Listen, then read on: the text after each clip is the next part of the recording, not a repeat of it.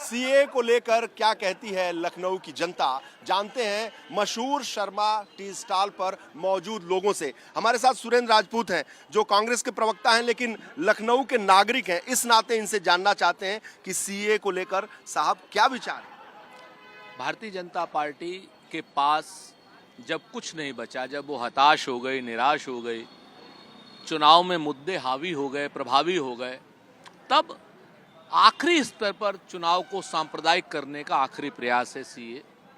अगर इन्हें लाना था 2014 से आज तक क्यों नहीं लाए? नंबर एक, चुनाव से पहले ही क्यों ला रहे हैं, अधिसूचना से पहले ही क्यों ला रहे हैं? और लगातार आज की डेट में तो अमित शाह को और पूरी भारतीय जनता पार्टी को माफी मांगनी चाहिए। पहले ये लोग प्रदेशों से कि भाई सीए उत्तराखंड ला रहा है, सीए वो ला रहा है, वो राज्य ला रहा है, यूपी ला रहा है, ये पास कर रहा है, अब क्यों इनको केंद्र की? मतलब आपको लग रहा है कि राजनीति हो रही है? शुद्ध रूप से राजनीति को सांप्रदायिक करने की साजिश है। भाई साहब, आपके क्या विचार हैं सीए को लेकर जो सरकार लाई है, इसमें कहीं राजनीति आपको भी लग रहा है क्या? भारतीय जनता पार्टी कोई भी काम हमेशा भटकाने के लिए करती है। हर इशू को इसलिए लाती है कि आदमी मुख्य धारा से हट करके दूसरी तरफ चला जाए। आज की तारीख में पूरे देश में भारतीय जनता पार्टी के पास आम जनता को बताने के लिए कोई मुद्दा ही नहीं है। हर मोर्चे पर भारतीय जनता पार्टी फेल है, इसलिए वो नई नई चीज़ों को सामने ला करके केवल लोगों का मन बहलाते हैं। केवल राजनीति है इसमें, आपका कहना है। आप बताइए जनाब कि ये जो सीए है कि राजनीति है केवल? जो काम कांग्रेस वोट बैंक के कारण नहीं कर पाई और देश के मुद्दों को वोट बैंक के कारण उलझा करके रखा, वो सब चीजें आज भारतीय जनता पार्टी कर रही है। सीए देश की जरूरत है, एनआरसी देश आजाद होने के बाद होना चाहिए था, अभी तक नहीं हो पाया। तो ये तुष्टीकरण या धर्म के नाम पर जो लोग राजनीति करते थे या वोट बैंक मानते थे, मैं समझता हूं कि मुसलमानों को बढ़ करके आगे आना चाहिए। मैं भी एक मुसलमान हूं कि सीए उन लोगों के लिए है कि जो अपने देश से पीड़ित होकर के लोग आए और वो भारत से शरण मांग रहे हैं। तो जो लोग हिफाजत मांग रहे हैं, उनकी हिफाजत की जिम्मेदारी भारत की है।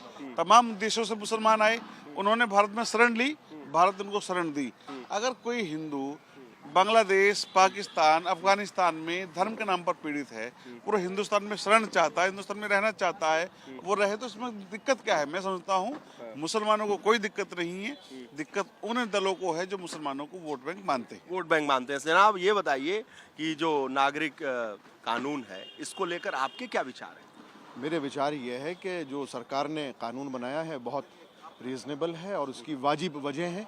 अगर वाजिब वजह ना होती तो सरकार ऐसा कानून ही नहीं बनाती।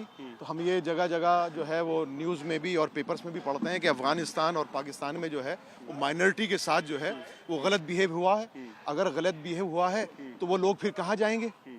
तो वहाँ तो क्योंकि माइनॉरिटीज़ जो है बहुत ही ख़त्म हो गई है, रिड्यूस हो गई है, तो सरकार का कानून जो है वो मुनासिब है, वाजिब है। मुनासिब है कानून।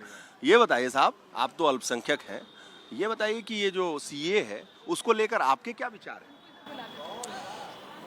सर, जैसे कि अभी आपको अध्यक्ष जी ने बताया है कि जो बाहर अफगानिस्तान, पाकिस्तान और ये अदर कंट्रियों में जो भी हिंदू लोग परेशान हैं वहाँ की सरकारों से, धर्म की वजह से, उसको सरकार अगर यहाँ पे लाने का काम कर रही है तो अच्छा ही है। मतलब कुल मिला के आप सहमत हैं? सहमत है। और आप साहब? सीए ये जो कानून आया है, विपक्ष ऐसा विरोध कर रही है कि जैसे यही घुसपैठिए पाले हुए हैं, और न तो किसी मुसलमान को घबराने की ज़रूरत है और न किसी को बहकाने की ज़रूरत है। मुसलमान समझ चुका है भारतीय जनता पार्टी मुसलमानों के हितैषी है। हमारे समझ से सीए एकदम ठीक है। ठीक है। और भाई युवा, ये बताओ नौजवान जी, ये सीए को लेकर तुम्हारे क्या विचार हैं? जब जब चुनाव आता है तो भारतीय जनता पार्टी ध्यान भटकाने का काम करती है। ये बताइए, इलेक्ट्रॉनिक बॉन्ड का जो मामला है 15 तारीख को सार्वजनिक करना है, उसको दबाने के लिए 2019 से ठंडे बस्ते में रखे थे। जब चुनाव आ गया तो आप सीए ला दिए। मैं कह रहा हूँ कि भारत में खुद ही इतनी जनसंख्या है, उसको संतुष्ट कर लीजिए। सामाजिक आर्थिक राजनीतिक रूप से वो लोग संतुष्ट रहें तो अगर वो लोग संतुष्ट हैं तो आप लाइए, कोई दिक्कत नहीं। लेकिन यहाँ भारत की जो जनता अगर ये संतुष्ट हो जाती है, यहाँ के लोग संतुष्ट हो जाते हैं तो आप लाइए। लेकिन आप बताइए बेरोजगारी का उसके मुद्दा है, बड़ा मुद्दा है, इससे ध्यान भटका रहे हैं आप। इलेक्ट्रॉनिक बॉन्ड सार्वजनिक करने की बात आई, कुल मिला के ध्यान भटकाने का काम है। ये कह रहे हैं कि ये जो सीए ध्यान ये लोग फालतू की बात कर रहे हैं। भाजपा आ रही है, ये लोग फ्रस्ट्रेशन हो चुके हैं। देखिए 400 पार है भाजपा, फ्रस्ट्रेशन लोग हैं और कुछ नहीं। सीए क्यों नहीं आएगा, कानून आएगा। अरे कानून की जो बुराई है उसकी बात करिए आप लोग, हल्की बात करने से थोड़ी ना होगा। हल्की बात चल रही है। एकदम पूरी हल्की बात, विपक्ष की हल्की बात है और कुछ नहीं है। ये बताइए साहब, आप तो पढ़े लिखे नौजवान लगते हैं, ये बताइए विचार तो होना चाहिए सीए पे। भाई सीए पे क्या अच्छा होगा बुरा होगा, कुछ तो होगा। ये अच्छा ही होगा, बुरा कुछ नहीं होगा। हाँ, सब अच्छा होगा। अच्छा कहने में इतना हिचक क्यों? नहीं, अच्छा ही कह रहा है, हिचक कहाँ हो रही है। हाँ। अच्छा ही होगा, माहौल ठीक है मतलब। माहौल बिल्कुल ठीक है। आप बताइए भाई साहब, ये सीए पे क्या विचार आपके हैं? बड़े हैं इसकी, आना चाहिए तो बहुत पहले आ जाना चाहिए था। अच्छा, लेकिन वही है ना कि राजनीति के चलते काफ़ी देर हुआ। इससे सब लोग सिक्योर रहेंगे ना, हमारे देश भी सिक्योर रहेगा। कौन हमारा है कौन नहीं है उसे पता चलेगा, उसमें कोई दिक्कत नहीं है। दिक्कत नहीं होनी चाहिए। मैडम ये बताइए, सीए को लेकर इतना हाय तौबा, इतना बवाल, आपके क्या विचार है? बढ़िया है। बढ़िया, खुश हैं आप? खुश हैं। आपके चेहरे से लग रहा है कि बहुत खुश हैं। हाँ हैं? जी है। चलिए और भी कुछ लोगों से बात करते हैं। भाई साहब जितना मुखर आपने बोला, आपके ये साथी हैं, इनसे भी पूछ लेता हूँ। भाई साहब ये सीए को लेकर क्या विचार है बताइए? बहुत सही, सरकार का जो निर्णय है वो सराहनीय है और वो बेहतर कार्य है। इससे राष्ट्र का विकास होगा। राष्ट्र का विकास होगा, सीए से राष्ट्र का विकास होगा। क्यों भाई साहब कह रहे हैं आपके साथी की सीए से राष्ट्र से विकास होगा? अच्छा, सरकारी लोग हैं, अपने अपने विचार हैं, नौकरी भी करनी है, विचार भी रखना है। खैर, ये लखनऊ के नागरिक हैं जिनकी अपनी विचारधारा है, कुछ इससे सहमत हैं, कुछ इससे असहमत हैं, लेकिन जो मिश्रित प्रतिक्रिया है वो जनता देख रही है।